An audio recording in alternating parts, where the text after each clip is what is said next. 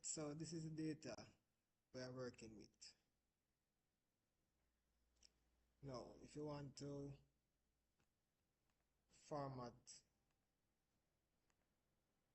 your page, you realize that this information is either cut off or if it's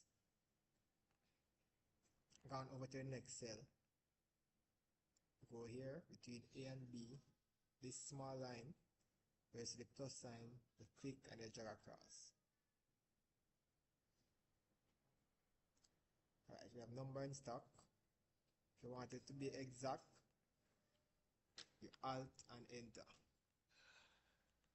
Same thing for the rest of them, Alt and Enter. Now, to find the total available, we will add cell B4 with cell C4. To do addition, any formula that we are doing will always use the equal sign first. So it's equal sum, open bracket, or you can tab. Num1 refer to the first value that you want. So you can either select this value or you can type it in. Type it in would be B4, then you put your colon, and then you want to add it to C4. You can also click it, or you can just type C4, close your bracket, and enter. Now, doing just one, and we want to add all of these, we don't have to repeat the formula. We can automatically generate the rest of answers. How to do this? We have this fat part here. You click it and you drag it down, and everything will be automated. And that's how you find the sum.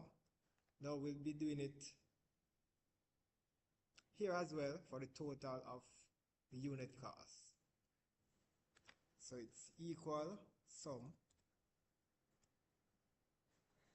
Now we are going to click and drag down because these are all the ones that we want to add,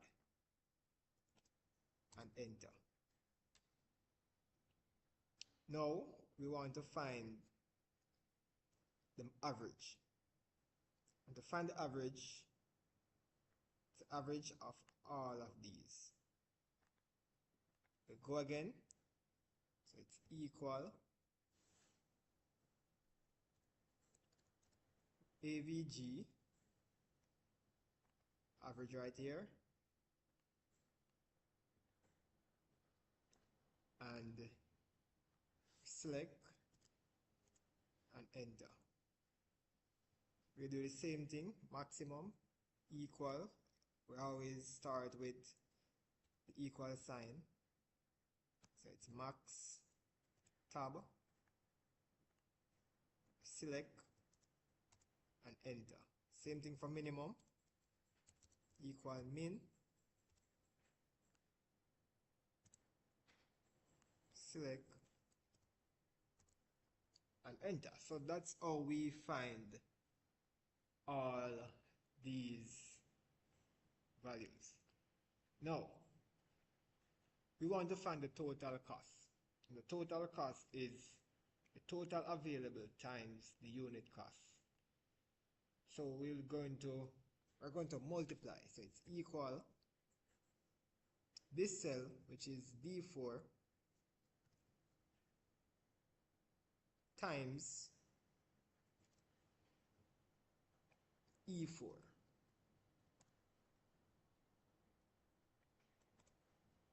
And you enter.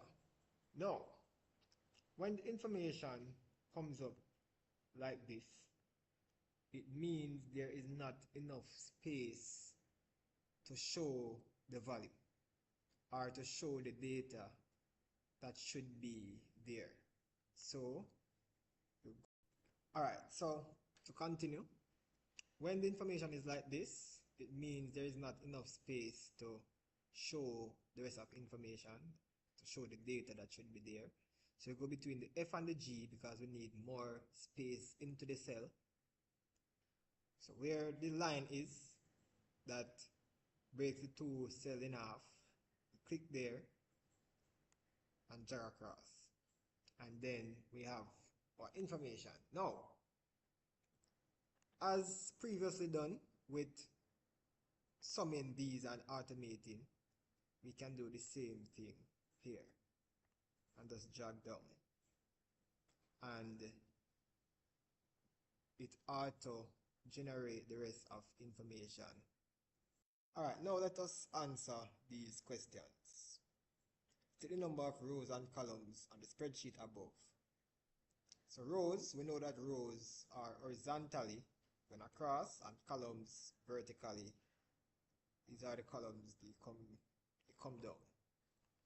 So rows 13 and columns 6. 1, 2, 3, 4, 5, 6. Now, give the cell reference or the cell address for the label total available. And we know that the cell reference is the location of where our data in the spreadsheet is located.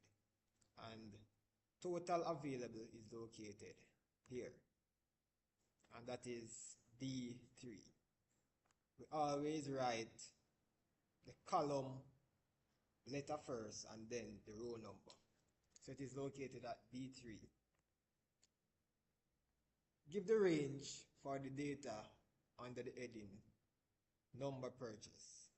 So the range is the list of information within a column.